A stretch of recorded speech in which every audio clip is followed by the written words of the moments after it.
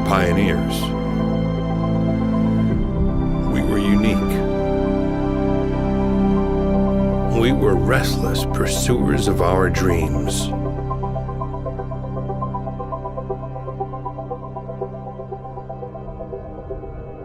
It was the year 2002 when Blizzard Entertainment released the strategy game Warcraft 3, along with a powerful editing tool that would allow players to create their own custom modifications. What started out as one game turned into thousands.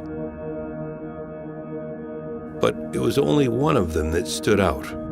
A young individual by the name of Yule picked up on ideas of previous modifications and created his own. He called it Dota, Defense of the Ancients.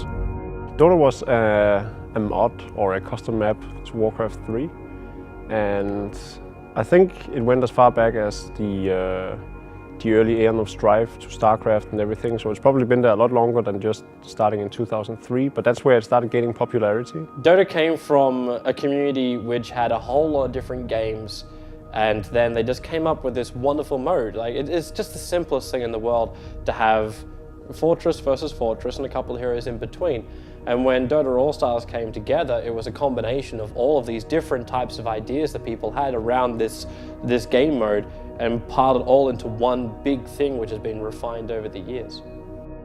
The idea behind Dota was adapted by many others who created their own different versions of it. Some even combined the many into one. But each of them only worked on it for a short period of time, leaving it for others to continue. It wasn't until 2005 that it rapidly gained popularity, when yet another individual called Ice Frog picked up the development and took the chance to devote his life to the game. But what made his work so successful, as opposed to all the others who had tried their best before him? He listened.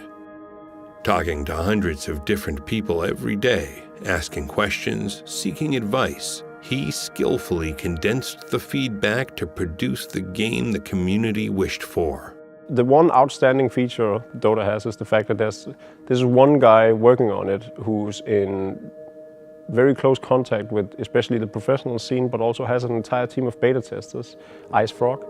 And he's always monitored the competitive scene, especially very closely to find out what works, what doesn't work, and he continuously release these new updates that make sure that the game is balanced, the game is fun, the meta game develops and everything. And I think that's a big integral part of why this game is so much more successful than a lot of other games, even though there was technically no developer behind it for the longest time, only for the past 4 years or so. And he still managed to get a bigger player base than most other titles. While the community around Dota grew into the millions worldwide, its commercial success remained in the dark. The hard evidence that these player numbers existed was missing. But the community kept believing and did its best to push the game towards being accepted by the public. A bunch of online tournaments at the time then started to get interested in Dota and realized that there was a big market here that was unexplored, but it wasn't an e-sport the same way Counter-Strike or Warcraft and so forth were. During Dota 1 days for tournaments, they were very, very sporadic. I think the only consistent thing that was out there was Farm for Fame and the Dota League. But that was all European Dota. In Southeast Asia, we had something called the Asian Dota Championships, which was played a lot. Like that was probably, I think it was 2 or maybe 3 times a year, and it would run for roughly 2.5 months each time it would go. But that also means there's a lot of downtime. So outside of DreamHack and then ESWC, there wasn't many LAN tournaments, so that when Dota League announced their Dota League Masters taking place in Hanover, every team wanted to go, every top European team wanted to go, despite the fact that we only played for, I think, €1,000 or something. But this was really how much the teams really wanted to compete. It was all about the passion for the game and wanting to be the best. It didn't matter how much cash were on the line back then.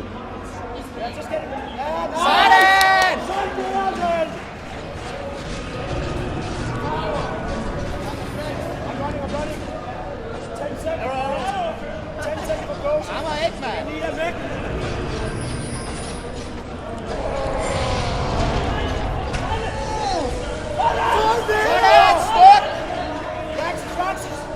So I think the true juggernauts of that time, King Surf International, SK Gaming, MYM, and so forth were there. There were teams from the Czech Republic, and we had teams from France and everything. There was teams from all over Europe, and it had the very best teams of Europe as well. Just playing for, 1,000 for first place that I believe went to King Surf International. Some stars of today are actually from the team, or at least Kuroki is. I can't remember any other players, maybe Poppy as well. Now playing on Team Secret.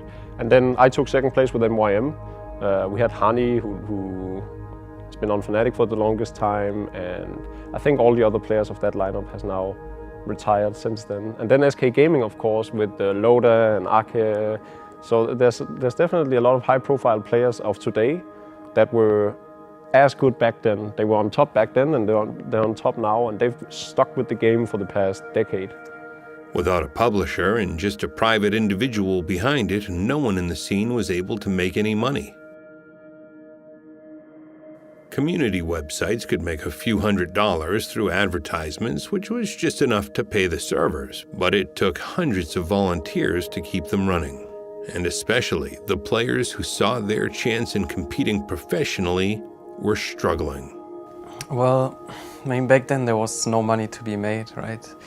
I just played the game because I enjoy it. That was the most important thing. Like, I don't think you can go into something and, like, you can't go into the music industry and say, I want to make money with it. It's the way it works is the most successful people, they really love doing music, and then they just start doing money with it.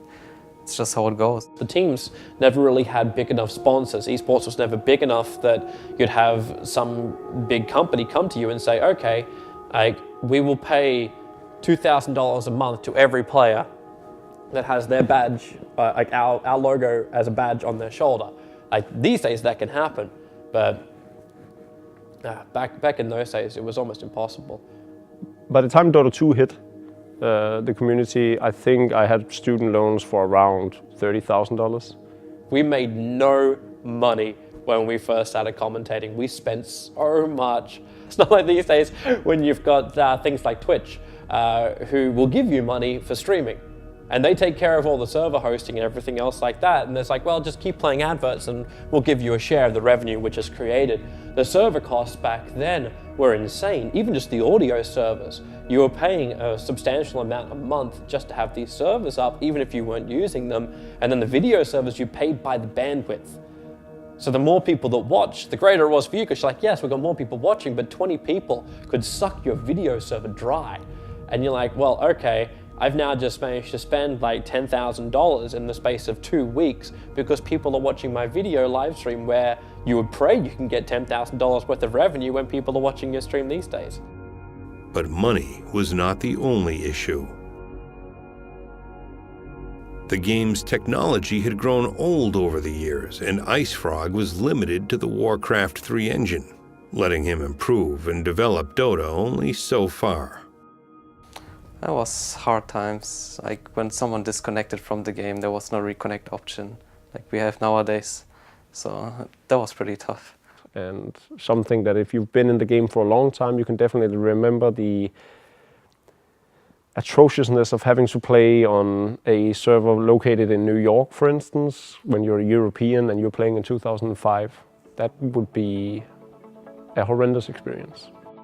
It wasn't until October 2010, 5 years after IceFrog had picked up Dota, that the loud calls of the community would resonate through the internet. IceFrog and Valve announced the successor, Dota 2. It meant the world to everyone involved. I think the most important change that Dota 2 brought with it was the recognition and acceptance outside of what Valve was doing. So suddenly you have all these esports organizations who want to pick you up. There's tons of sponsors with a keen interest in the game, just because of the sheer publicity and the fact that Valve, one of the biggest publishers in the world, suddenly is developing the game and everything. So everyone was jumping on the Dota train. So Counter-Strike were talking about it, Warcraft were talking about it, Starcraft was talking about it, everyone was talking about it. And I felt that this was a monumental point in my career where I could finally,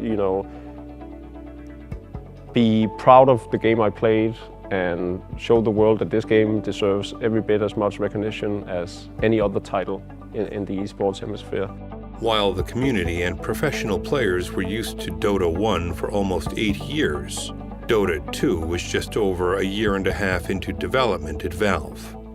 The new visuals and gameplay had a different feel than the original Dota, and the community's first reactions were mixed. So a lot of people were really disappointed with, my hero doesn't look like it should, or these things in the map should be a little bit different, or I'm disappointed with this, this, and this. And at the beginning, the game got a lot of criticism and people seemed to not like it, and a lot of people said, we will never switch to Dota 2. This is not like our good old game.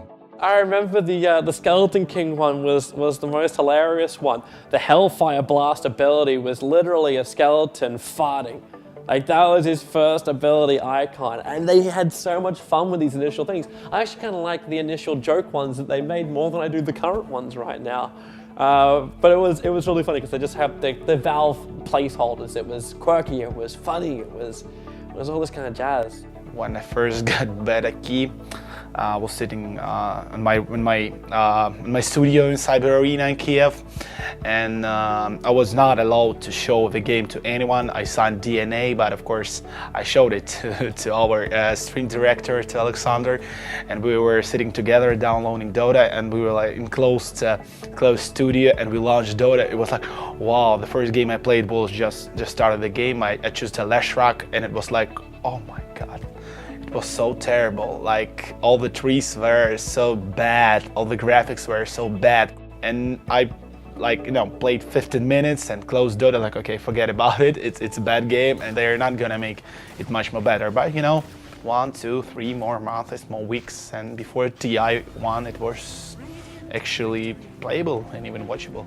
But the announcement that Valve made in August 2011 swept everyone off their feet. $1 million in prize money for the first place of a computer game tournament. It felt like it was Valve's way of saying thank you to the community that worked so hard for so many years. They had turned Dota 1 into Dota 2 and showed it to the public for the very first time. The International. The International really grew out of a conversation between people on the Dota 2 team. IceFrog thought it would be a good idea if we tried it out, and we tried to think of how you reward people for what the different things they bring. And it seemed like the professional players were generating a lot of value for the community. So the International One grew out of that idea of how can we return to them some of what they've already given to the community. I can kind of remember a meeting where we're like, well, how are we going to show this game off to people now that we're ready to ship it? And then somebody probably said, I wonder if we could run a tournament. And then somebody probably said, let's make the prize pool really big. And it just kind of grows from there. Next thing you know, a designer's coming up with a name for it and building graphics, and then we're on a plane to Germany. When I first heard about the International, there was like this sense of euphoria, because it wasn't just, even if it was $50,000, I'd be like, wow, that's really, really cool. I can't wait to play for this. Then they announced that it was $1.6 million, and you were just like, what? There was literally no money to be made, and suddenly there was millions to be won. That was crazy back then. I remember people went crazy over it. It was huge money in esport. Nobody could even understand that that's for real. That's real, 1 million. So for me, it was something incredible. I needed like 2 or 3 days to actually believe in this. I think the most enjoyable part was not the announcement of it or the fact that we had something to look forward to. It was participating in the actual tournament that really, really stood out to me because of the attention it got, but also the treatment that you received from Valve, and everything ran very smoothly and very professionally. And the first international was at Gamescom, and you had everyone just standing in huge amounts of crowds outside of the booth, just trying to get a glimpse of this $1 million tournament, but also the new title coming up from Valve. Well, it's flattering to think that people would think that we actually knew what was going to happen. We absolutely didn't. We looked at it reasonably simply. This was a really fun thing for us. Our fans seemed to really enjoy it. Let's just kind of keep investing in it and see where it would take us. As we met more people from the professional scene and kind of watched the Dota 2 scene building up, gave us a lot of inspiration and ideas. So we're really watching the community and pulling all of our inspiration from that and trying to build on to the next event. A lot of people who come into it now might not realize, because they see these tournaments and they're like, wow, there's so much money, so the players are playing for a living, which of course we are at this point. But back then, for us, it was a hobby that we took to the next level. Right now, there are so many more avenues. It's not only teams providing salaries, which is of course really good for the players because they get this safety net even if they're not performing really well, but also they can create item sets that net people money. Item sets can get 6 figures if something does well, so sometimes you can, as a player, some players could potentially make more money out of selling items than from winning prize tournaments, right? And from that you can actually get a sustainable income as well.